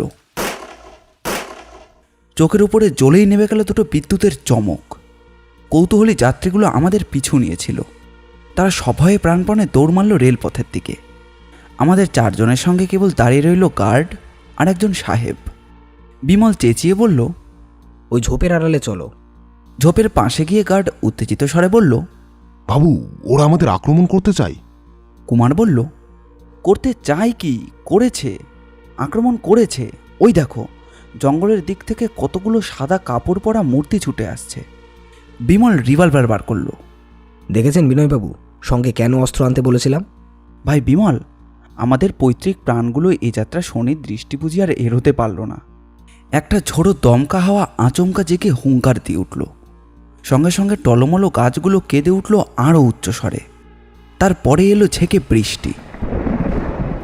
গড়গড় গড়গড় করে বাজের ধমক আর চকমক করে বিদ্যুতের চমক। একই মেঘের কাজল মাখা রাতের অন্ধকার, আর তার ওপর সেই ঘন বৃষ্টির ধারার পর্দা। চোখ আর এদের ভেদ করে এগিয়ে যেতে পারল না। শত্রুরাও নিশ্চয়ই এখন আর আমাদের দেখতে পাচ্ছে না। যে সাহেবটা শত্রুদের বন্দুকের ভয়ে এখনো পালায়নি, বিমল জিজ্ঞাসা করল, তুমি কি নিরস্ত্র? তাহলে এই ঝোপের আড়ালে আমাদের মতন হাঁটু গেড়ে বসে পড়ো। শত্রুদের আমাদের রিভলভারের নাগালে আসতে দাও। তাদের বুঝিয়ে দেওয়া দরকার আমরা নিতান্ত অসহায় নই। কিন্তু শত্রুদের কারুকেই তো দেখা যাচ্ছে না। তারা... তার মুখের কথা শেষ হতে না হতেই আবার শোনা গেল দুটো বন্দুকের শব্দ। কিন্তু সে হচ্ছে লক্ষ্যহীনের বন্দুক। গুলি যে কোন দিকে ছুটল আমরা সেটা টেরও পেলাম না। কুমার বলল, বন্দুকের শব্দ খুব কাছেই এসে পড়েছে। ওরা বন্দুক ছুটছে আমাদের ভয় দেখাবার জন্য। বিনয়বাবু বলল, এই সুযোগে দৌড়ে আমাদের গাড়ির কাছে যাওয়া উচিত। পেছনে সশস্ত্র শত্রু নিয়ে গাড়ির দিকে দৌড়তে গেলে বিপদের সম্ভাবনা আছে। অন্ধকার বিদীর্ণ করে আকাশের বুকে জ্বলে উঠল একটা সুদীর্ঘ বিদ্যুৎ, এবং তারই আলোকে দেখা গেল যে খানিক তফাতে একদল লোক দ্রুতপথে অগ্রসর হচ্ছে। গার্ড বলল, ওরা ট্রেনের দিকে যাচ্ছে। ওরা ভেবেছে আমরা আর ওখানে নেই। বিনয়বাবু বলল, কি সর্বনাশ! ওরা কি ট্রেন আক্রমণ করতে চায়? কুমার বলল, বিমল বিমল, ওদের দেখা যাচ্ছে, ওদেরকে নাগালের মধ্যেই পেয়েছি। বিমল বলল, রিভলভার ছোড়ো।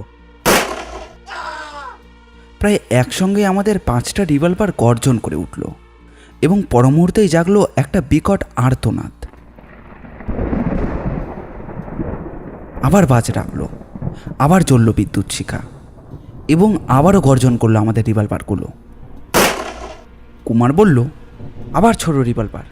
আমাদের 5-5টা রিভলভার আবারও চিৎকার করে উঠল। রাত্রের শরীরই অভিশাপের মতো অস্পষ্ট মূর্তিগুলো যেন মিলিয়ে গেল অন্ধকার আর বৃষ্টির ধারার অন্তপুরে।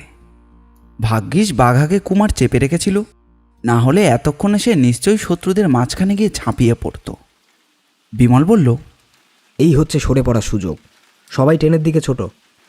আস্তে আস্তে আমরা ট্রেনের কাছে চলে এলাম। যাত্রীরা কেউই বাইরে ছিল না। বন্দুক আর রিভলভারের শব্দ লুপ্ত করে দিয়েছে তাদের সমস্ত কৌতূহল। প্রত্যেক কামরার দরজা ও খড়খড়িগুলো বন্ধ করে দিয়ে তারা হয়তো এখন ইষ্টদেবতার নাম জপ করছিল। সশস্ত্র ডাকাত এসে ট্রেন আক্রমণ করে, এদেশে এমন কথা কে কবে শুনেছে? গার্ড বলল, কামরায় গিয়ে ওসব কথা নিয়ে মাথা ঘামিও। ইঞ্জিন এখনই গাড়িটাকে পেছনের স্টেশনে নিয়ে যাবে। ট্রেন পিছু হেঁটে চলেছে। তার গতি খুব একটা দ্রুত নয়। আমাদের কামরার ভেতরে ঘুটঘুট করছে অন্ধকার। কুমার বলল, ছি রামহরি, ছি, তুমিও ভয়ে আলো নিভিয়ে অন্ধকারে ইঁদুরের মতো লুকিয়ে আছো। রামহরি কেমন যেন শান্ত স্বরে বলল, মোটেই নয় কুমারবাবু, মোটেই নয়। একবার আলো জ্বেলে দেখো না। কমল আলো জ্বালল। বিপুল বিস্ময়ে দেখলাম যে কামরার মেঝের ওপর শুয়ে রয়েছে রামহরি, আর তার হাত পা দড়ি দিয়ে বাঁধা। বিস্ফারিত চোখে বিমল বলল, রামহরি, এই কি ব্যাপার? খোকাবাবু, কামরা থেকে তোমরা বেরিয়ে যাবার পর আমি জানলায় মুখ বাড়িয়ে দাঁড়িয়েছিলুম।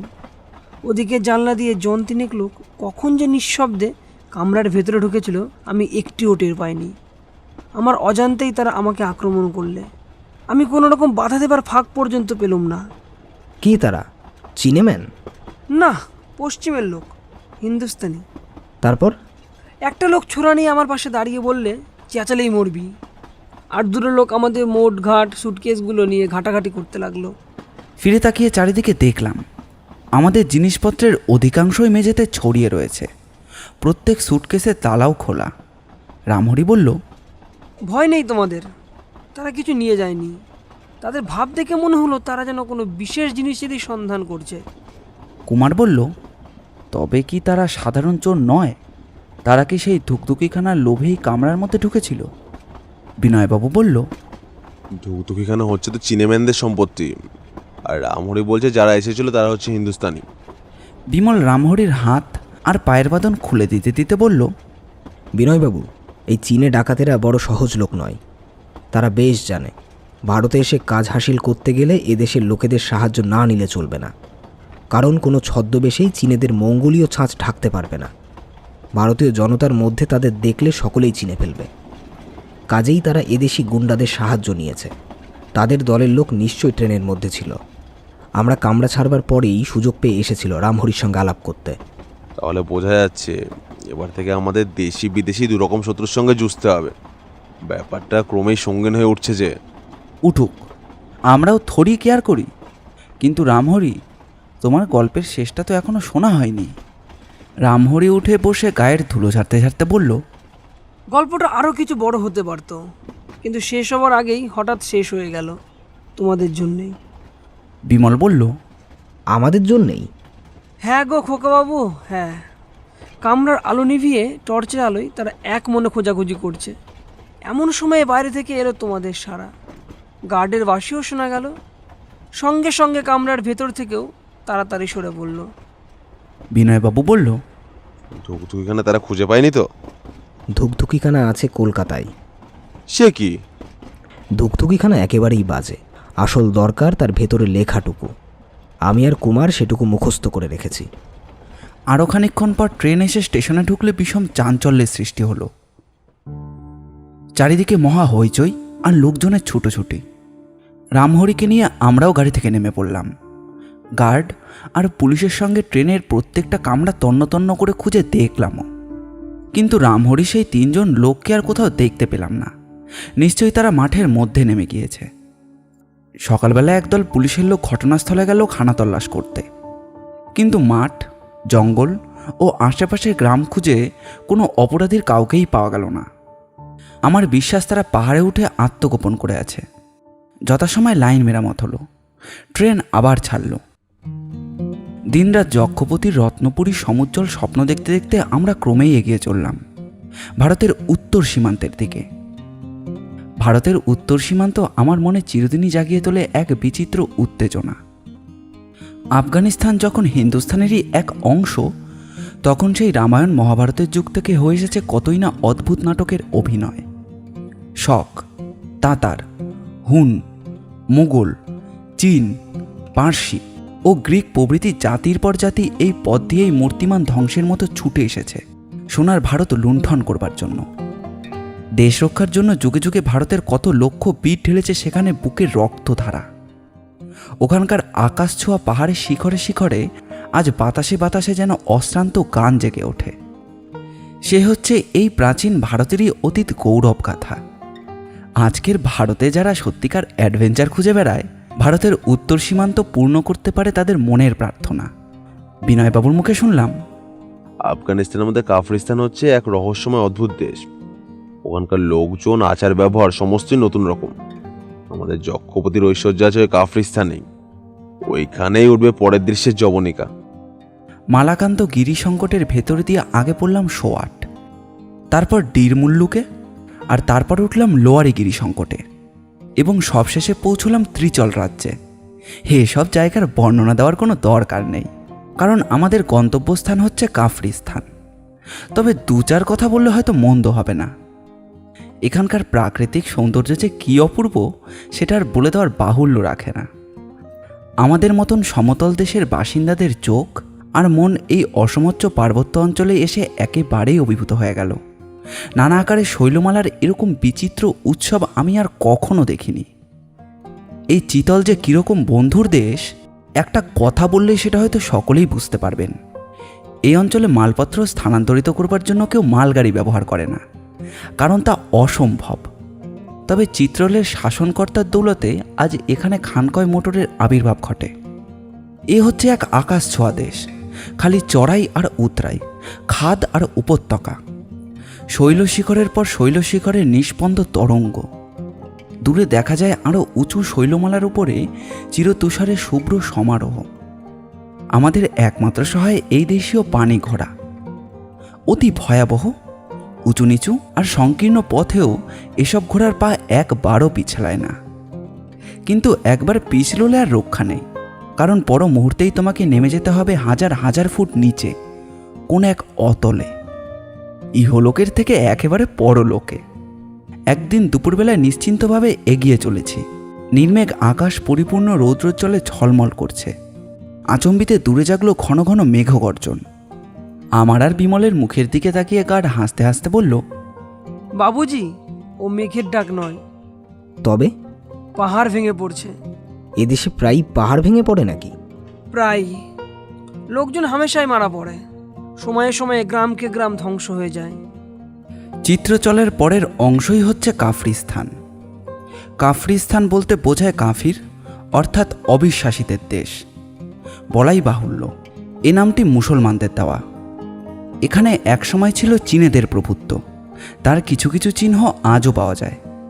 আমাদের চোখের সামনে নাচছে যে গুপ্তধনের স্বপ্ন, তারও মালিক ছিলেন এক চীনা রাজপুত।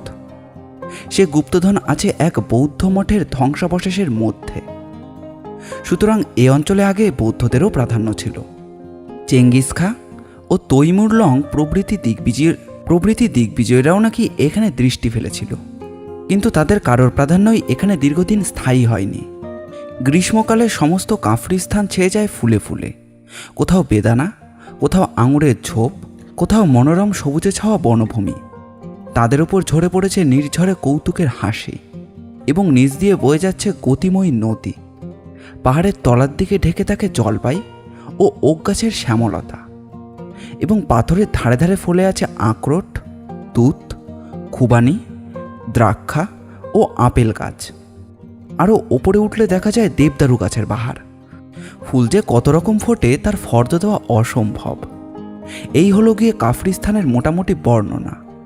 চিতল থেকে উত্তর পূর্ব দিকে অগ্রসর হয়ে আমরা একটি গ্রামে এসে আড্ডা গেড়েছি। এখানে 2-3 দিন থাকবো বলে স্থিরও করেছি, কেবল বিশ্রামের জন্য নয়, দরকারি খবরাখবর নেওয়ারও জন্য। এই গ্রামের বাড়িগুলোর অবস্থান বড়ই অদ্ভুত। দূর থেকে বাড়িগুলোকে দেখায় গোলারির মতন। পাহাড়ের ঢালু গায়ে বাড়িগুলো থাকে থাকে ওপর থেকে নিচে পর্যন্ত নেমে এসেছে। এখানে বাড়ি তৈরির নিয়মও আলাদা। তার প্রধান উপাদান হচ্ছে কাঠ, পাথর আর কাদা। কাঠের ফ্রেমের মধ্যে বসানো হয় বড় বড় পাথরের পর পাথর, এবং কাদা দিয়ে সারা হয় সুরকির কাজ। ছাদ মাটির। রাওয়ালপিন্ডি ও শেওরেও আমি পাকা বাড়ির ছাদ দেখেছি। এর কারণ আমি জানি না। আমরা যার অতিথি হয়েছি তার নাম গুমলি। গুমলি লোক ভালো, অতিথি সৎকার করতে খুবই ভালোবাসে। আমাদের প্রধান খাদ্য হয়েছে ঘি জপজপের চাপাতি আর খাসির মাংস, তার উপরে পিঠা, আর অন্য খাবারের তো অভাব নেই। কাফিররা 10 জনকে খাওয়াতে ভারী ভালোবাসে। শুনলাম বড় বড় ভোজ দিয়ে অনেকে ফতুর হতেও ভয় পায় না। অতিথি সৎকারের আইন এখানে বেজায় করা। যে ভোজ দেয় সে যদি ভালো খাবার না খাওয়ায় তাহলে নাকি তার জরিমানা হয়। সন্ধ্যার আগে আমরা সবাই মিলে বেড়াতে বেরোলাম। সেদিন কাফিরদের কি একটা উৎসব ছিল, তাই মেয়ে পুরুষ সকলে মিলে নাচের আনন্দে মেতেছে। খানিকক্ষণ নাচ দেখে চললাম নদীর ধারে। আমি আগে আগে এগিয়ে নদীর জলে হাত দিলাম। উফ, কি কনকনে ঠান্ডা! বুঝলাম কোনো বরফের পাহাড় থেকে নেমে আসছে এই নদী। আচম্বিতে পেছনে দূর থেকে কুমার চিৎকার করল, বিমল, বিমল, পালিয়ে এসো শিগগির। বিমল চমকে ফিরে দেখল কোথা থেকে গুমলি অভিভূত হয়ে হাত মুখ নেড়ে উত্তেজিতভাবে কথা বলছে। সে যে কি বলছে তা শোনা গেল না, কিন্তু এর পরেই দেখলাম যে বিনয়বাবুর সঙ্গে কুমার, কমল আর রামহরি বেগে দৌড় মারল। বোঝা গেল তারা ভয়েই পালাচ্ছে, কিন্তু কেন পালাচ্ছে সেটা বোঝা গেল না। তারপরেই শোনা গেল বহু নারীর বিষম চিৎকার। তাহলে কি ওরা এখন আক্রমণ করতে এসেছে? আত্মরক্ষার জন্য তো মেয়েদের গায়ে হাত দেওয়া উচিত না। আর এখন তো পালানোও সম্ভব না, কারণ তাকে পঙ্গপালের মতো চারিদিক থেকে ঘিরে ফেলেছে। বিমল ভ্যাবাচাকা খেয়ে গেল। নারীরা তাকে হিড়হিড় করে টানতে টানতে নিয়ে গেল। তারপর কিছু বোঝবার আগেই একটা প্রচণ্ড ধাক্কা মেরে নদীর মধ্যে ফেলে দিল। ঝুপ করে জলে পড়ে গেল বিমল। নদী সেখানে খুব একটা গভীর নয় বটে, কিন্তু সেই বরফ গলা জলে যেন বিমলের সর্বাঙ্গ হিম হয়ে গেল। নাকানি চোপানি খেয়ে অসাড় হয়ে গেল দেহটা। কোনো রকমে টেনে টেনে নিজের দেহটাকে ডাঙায় তোলে সে। মেয়ের পাল সকৌতকে হাসতে হাসতে এদিক ওদিক চলে যাচ্ছে। তবে কি এটা ওদের ঠাট্টা? এটা আবার কীরকম সৃষ্টি ছাড়া ঠাট্টা? কাঁপতে কাঁপতে বিমল ঘরের দিকে চলল। পথের চারিদিকেই মেয়েদের দল হুড়োহুড়ি করে বেড়াচ্ছে। পাছে আবার তাদের কাছে পড়তে হয় সেই ভয়ে মানে মানে পাশ কাটিয়ে অত্যন্ত সন্তর্পণে চলতে লাগলো সে। হঠাৎ একটা জিনিস লক্ষ্য করা গেল, আজ যেন এই রাজ্যটা পুরোপুরি মেয়েদেরই রাজ্যে পরিণত হয়েছে। পথে পুরুষ বলতে খুবই কম, কেবলই মেয়ে আর মেয়ে। যে কয়জন পুরুষের সঙ্গে দেখা হলো তাদের প্রত্যেকেই জামা ভিজে সপ সপ করছে। একটু পরেই সব রহস্য বোঝা গেল। বিমল ঘরে ঢুকতেই কুমার, কমল আর রামহরি অট্টহাস্য করে উঠল। বিনয়বাবুও বোধহয় অন্যদিকে মুখ ফিরিয়ে খানিকটা হেসে নিলেন। বিমল ক্রুদ্ধ স্বরে বলল, যত সব কাপুরুষ, ভয়ে পালিয়ে এসে আবার দাঁত বার করে হাসতে লজ্জা করছে না? কুমার বলল, স্বীকার করছি ভাই, আমরা হচ্ছে 1 নম্বরের কাপুরুষ। এইসব পাহাড়ি মেয়েদের সঙ্গে হাতাহাতি করবার শক্তি আমাদের নেই। কিন্তু হে বীরবর, তোমার চেহারা এরকম ভগ্ন দূতের মতন কেন? কোনো জবাব না দিয়ে আগে চলতে চলতে বিমল কাপড় চোপড় বদলাতে লাগলো। বিনয়বাবু বললেন, ভাই বিমল, উমার তোমাকে সাবধান করে দিলে, তবু তুমি আমাদের সঙ্গে পালিয়ে এলে না কেন? কেমন করে বুঝবো যে ওই দজ্জাল মেয়েগুলো আমাকেই আক্রমণ করতে আসছে? আমরাও আগে বুঝতে পারিনি, ভাগ্যে গুমলি এসে সাবধান করে দিল, তাই আমরা মানে মানে মাথা বাঁচাতে পেরেছি। কিন্তু এই প্রহসনের অর্থ কি? আজকে এখানে যে উৎসবটা হয়ে গেল, এর শেষে এখানকার মেয়েরা পুরুষদের ধরে নদীর জলে হাবুডুবু খাইয়ে দেয়। এটা হচ্ছে কাফিরদের লোকাচার। এর বিরুদ্ধে পুরুষদের কোনো জারাজুরিই খাটে না। তাই নাকি?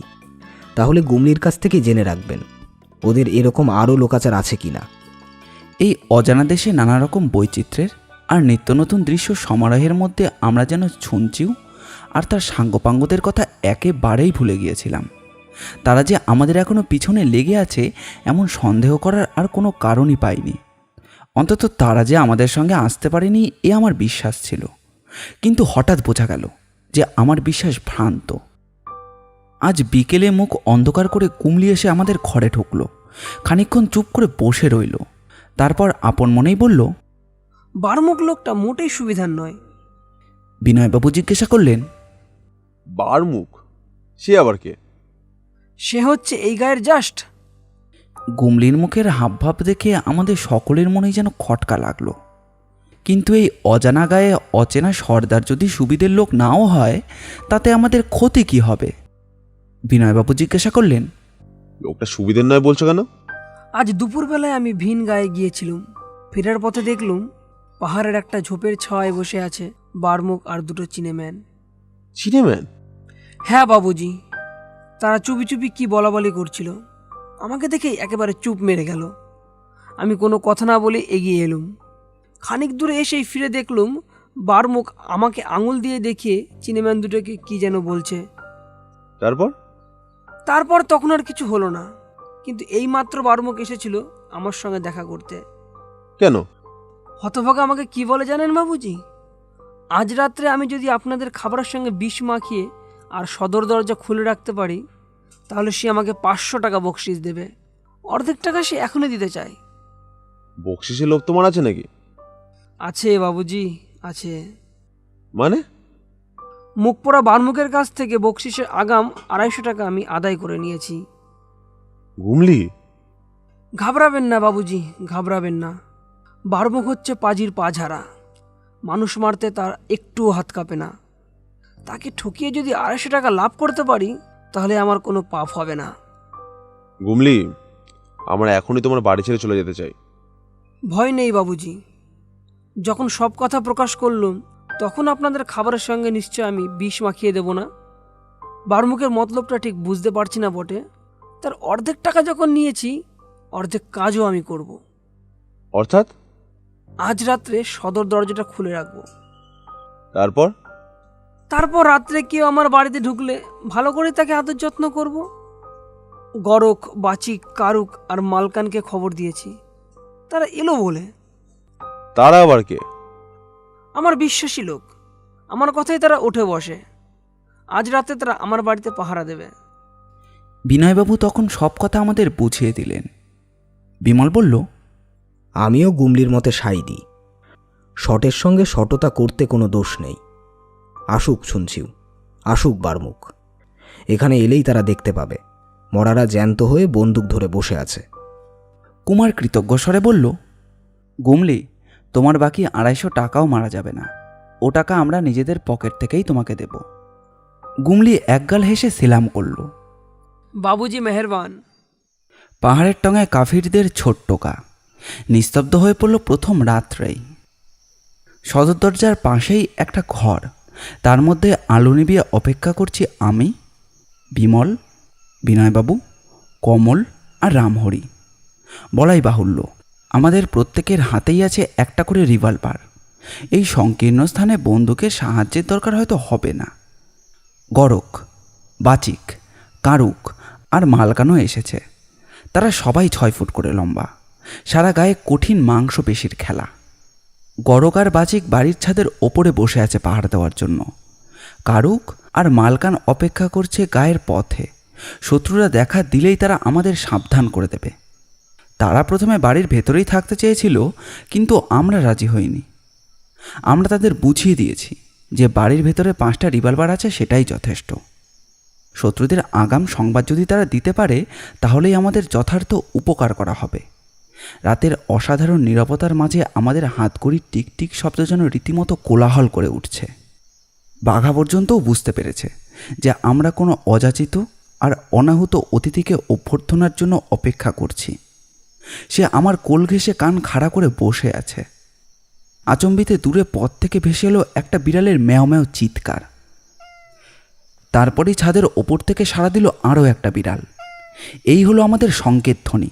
এর মানে এখনই হবে শত্রুদের আবির্ভাব। বিমল তাড়াতাড়ি উঠে দাঁড়ালো। বিনয়বাবু চুপি চুপি বললেন, আমরা কি করব? বিশেষ কিছু না। এখানে সবাই মিলে রিভলভার ছুঁড়ে হুলুস থুলুস বাঁধিয়ে দিলে পুলিশ হাঙ্গামায় জড়িয়ে পড়তে হবে। বদমাইশগুলোকে কিছু ভয় দেখাতে বা সামান্য জখম করতে পারলেই আমাদের উদ্দেশ্য সিদ্ধ হবে। রামহরি, বাঘাকে সামলে রেখো।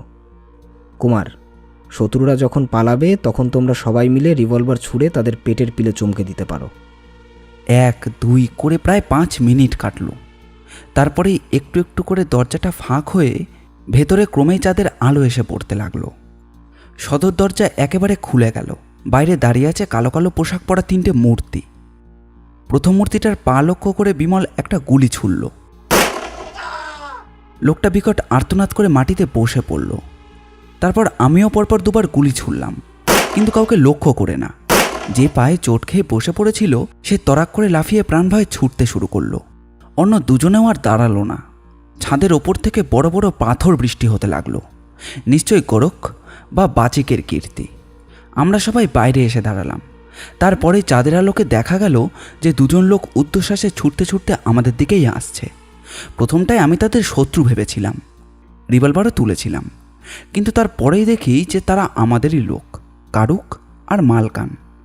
মালকান কাছে এসে হাঁপাতে হাঁপাতে বলল, পশ্চিম দিক থেকে অনেক লোক এদিকেই আসছে। অনেক লোক? কত? তা 20-22-এর তো কম হবে না। তারাও কি আমাদের শত্রু? তাই তো মনে হচ্ছে বাবুজি। এত রাত্রে এত লোকেরা দল বেঁধে তো কখনো পাহাড়ি পথে চলে না। এমন সময় ছাদের ওপর থেকে গোরখ চিৎকার করে উঠল, হুঁশিয়ার বাবুজি, হুঁশিয়ার! পূর্ব দিক থেকে অনেক আদমি আসছে। কারুক সভয়ে বলল, কি মুশকিল, দুশ্মনেরা কি বাড়িখানে ঘিরে ফেলতে চায়? কারুক বোধহয় ঠিকই আন্দাজ করেছে। হয়তো আমাদের বেড়া জালেই ধরা পড়তে হবে। দুদিক থেকে শত্রুরা আসছে দলে দলে।